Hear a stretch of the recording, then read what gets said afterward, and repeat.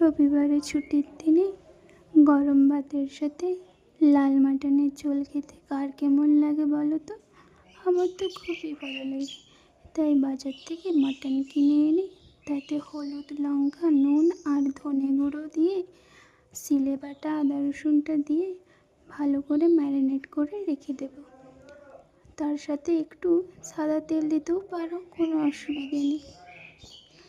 আমার কিন্তু সিলে বাটা আদা রসুন খেতে খুবই ভালো লাগে।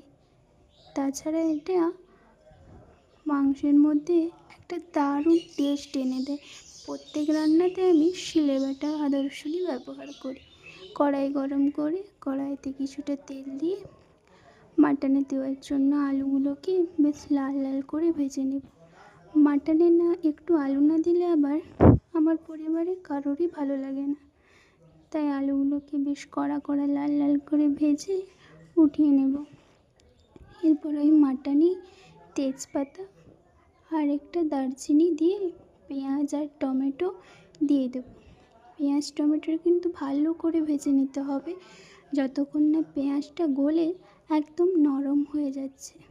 পেঁয়াজটাকে বেশ লাল লাল করে ভাজতেও তোমরা পারো, কিন্তু আমি এখানে নরম করে ভেজে নিয়েছি।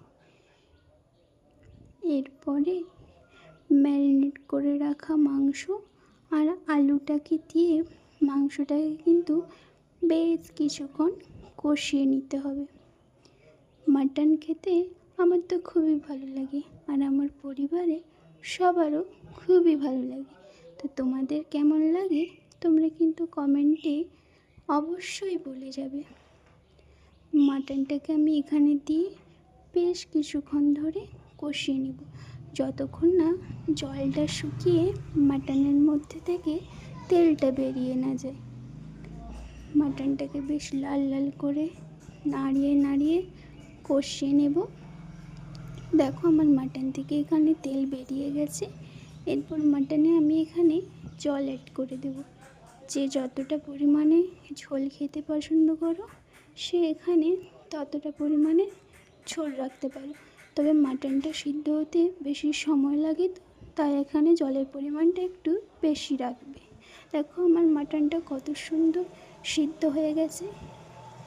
এবারে গরম ভাতের সঙ্গে তোমরা এখানে মাটনটা পরিবেশন করে দেখো।